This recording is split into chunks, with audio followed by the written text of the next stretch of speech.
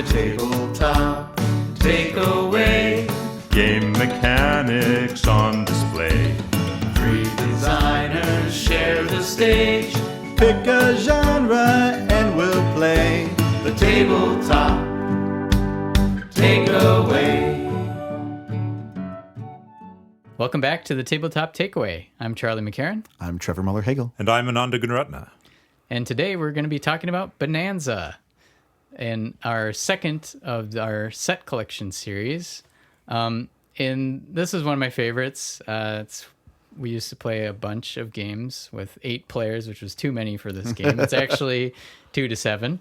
But what the main concept is, you have beans in your hand, and you're going to be planting them in 2 different fields in front of you at first. You can upgrade your fields to have 3 more plots, but the trick is that each field can only have one type of bean.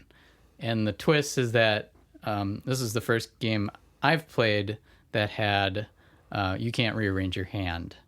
And so you're always playing from the leftmost spot in your hand and you have to plant at the start of your turn into one of these fields.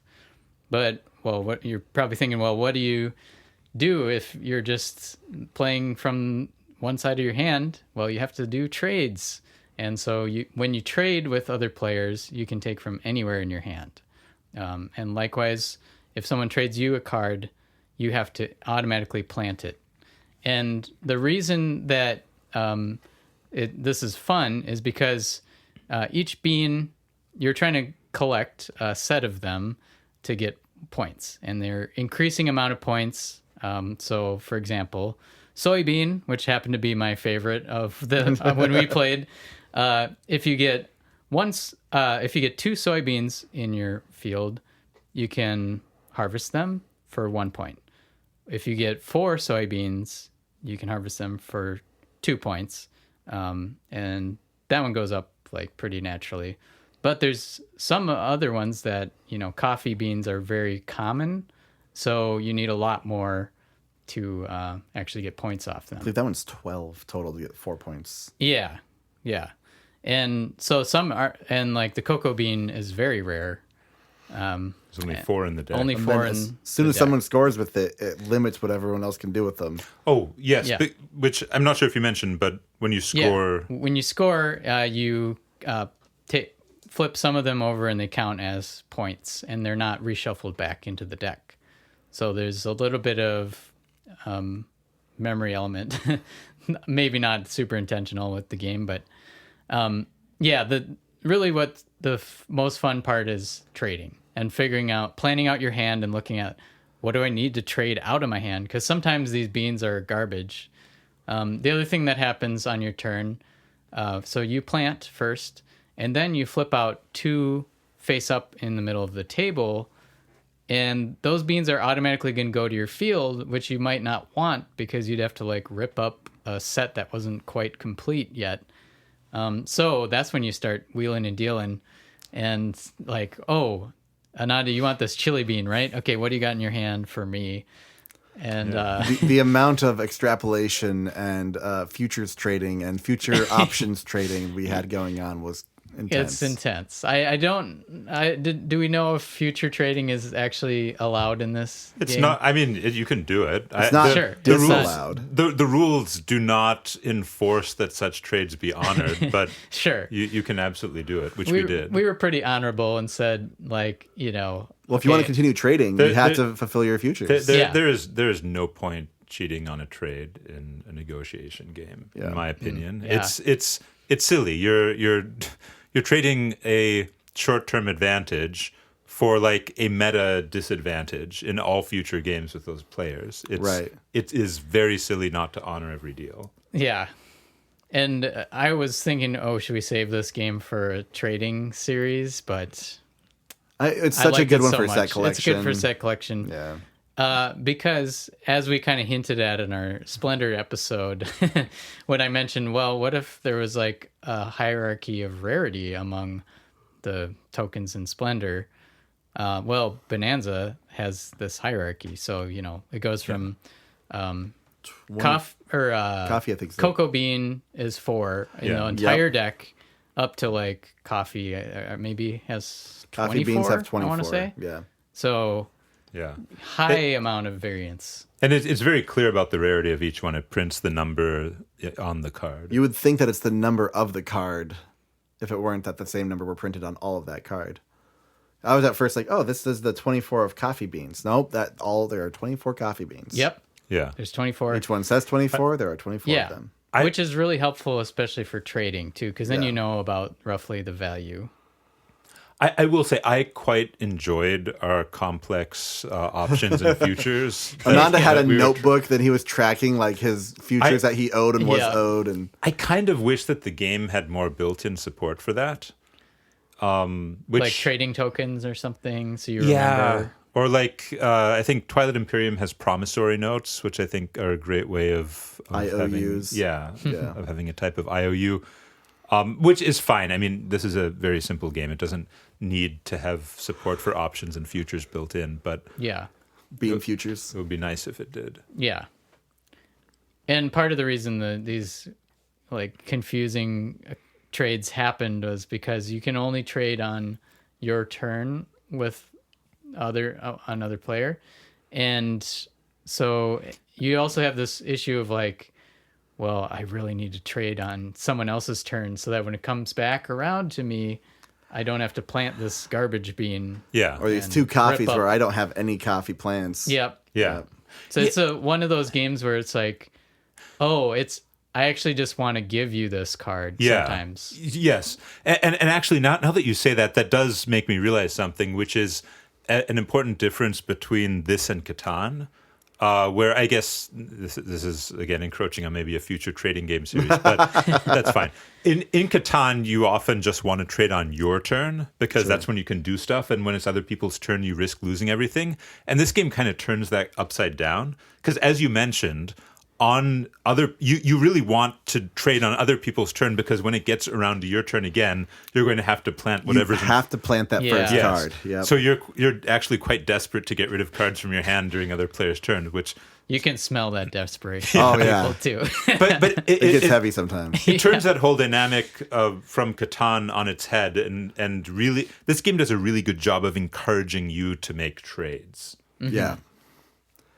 Yeah, the fact that you're able to pull something out of the middle of your hand in order to do a trade is a really good thing when you only can plant the furthest card on one side of your hand.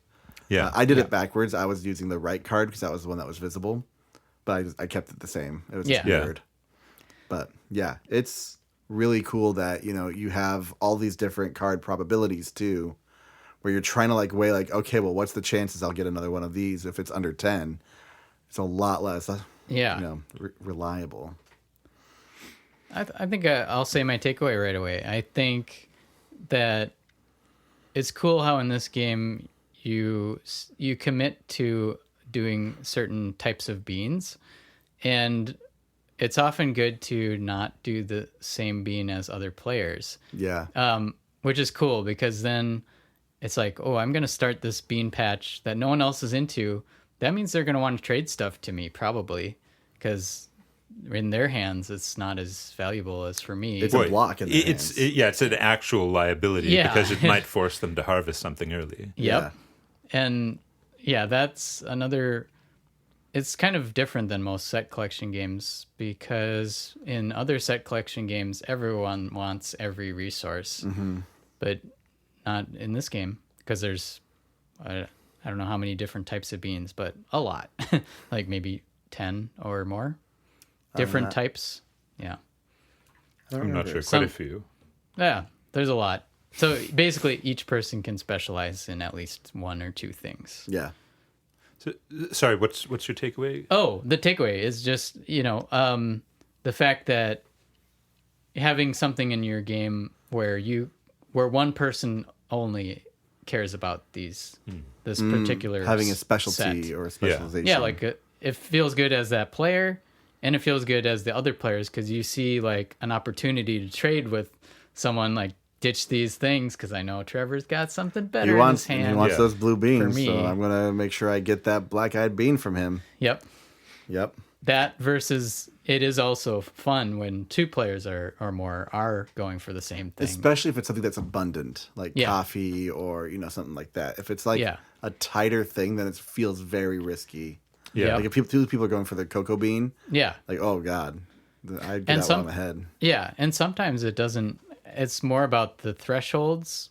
So back to the idea during set collecting, where we decided our definition is like you have to get a certain amount of a thing, or like variety set, in order to have that be valuable for you. So in this Right. game, it's almost like because there's thresholds, like I was saying for soybean, you need 2 or 4 or 6 or 7. Then at times soybeans are more important to you. That 6 to 7 jump Yeah. is one extra soybean, Yeah. but it's huge. yeah, they're not, the tiers aren't always spaced out evenly. Yeah, the coffee bean, I believe, is you get 1 at 2 cards, One 3 at 4 cards. 3. What's that? 1 at Oh, 4. not coffee. Sorry, the other one, Oh, cocoa bean. cocoa. Yeah. Yeah, where there's only 4 of them in the entire deck. Yeah. Like it scales really quickly after you have more than 2. Yeah. And then if you have all 4, you get 4 points. And it's like, oh, Yep. You but just then score them all. and then they're And out of the that's- game. And that's fun because having a cocoa bean in my hand, I had basically 2 points for Trevor. Right.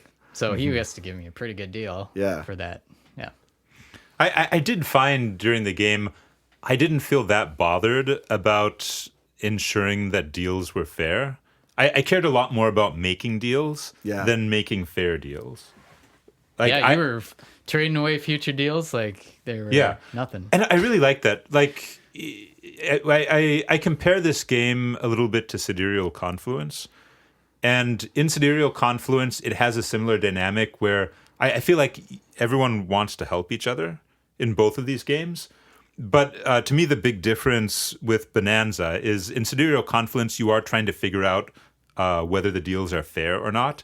And in this game, I just feel like you don't care as much. Yeah. You just want to trade. And Because the timing matters a lot. yeah. Yeah.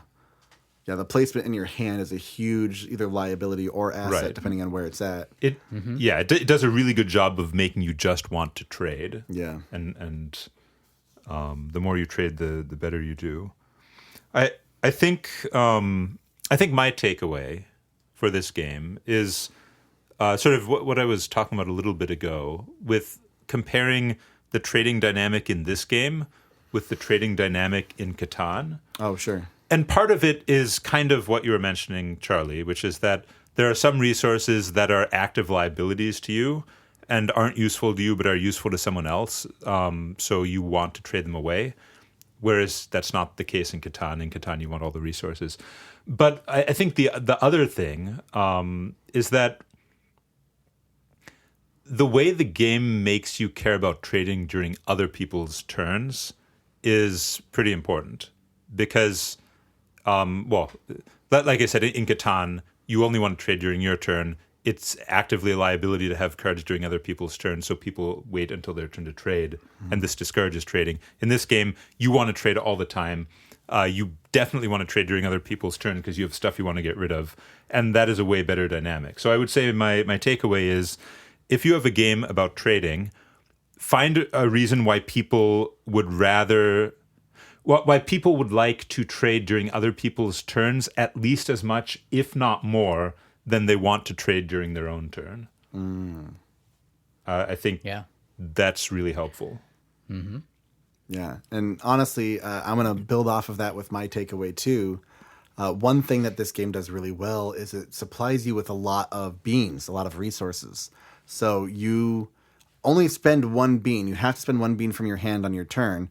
You're going to flip over 2 beans. Those have to be deposited into your fields or traded.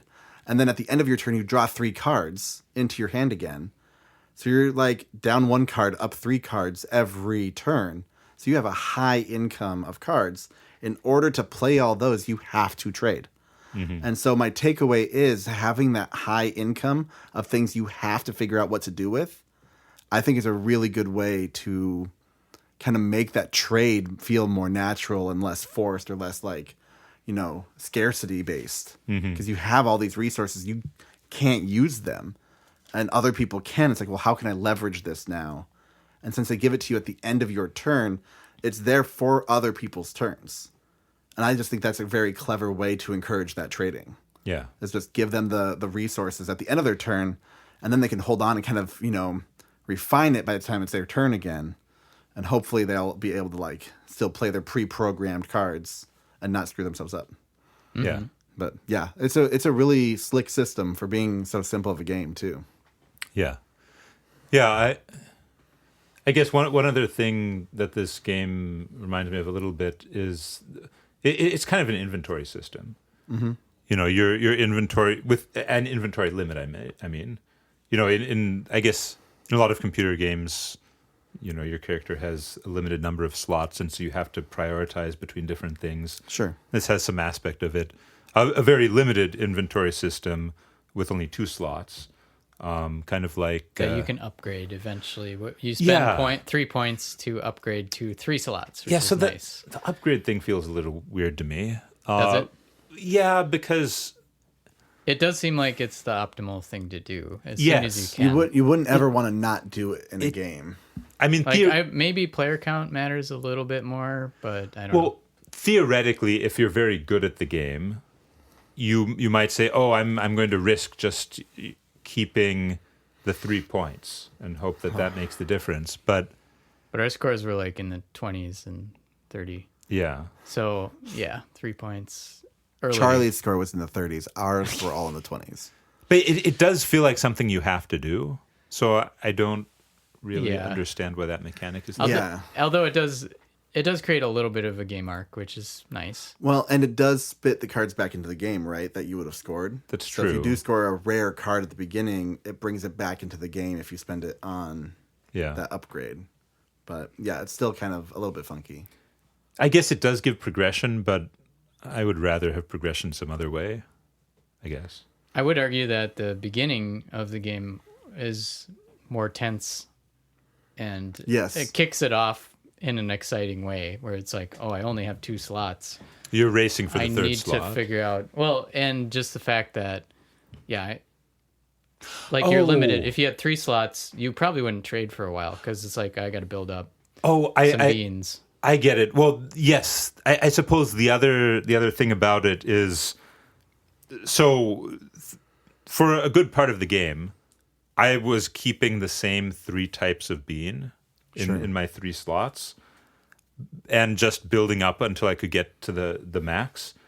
And that's something that you can do because it's more efficient to have that type of bean later. But if you want the 3rd slot, you have to cash in the beans early, which is a bit suboptimal. So you're not hoarding those beans as much. It's a reason to cash in your beans earlier as opposed to just saving up endlessly. So maybe that makes sense, yeah. Yeah. Yeah.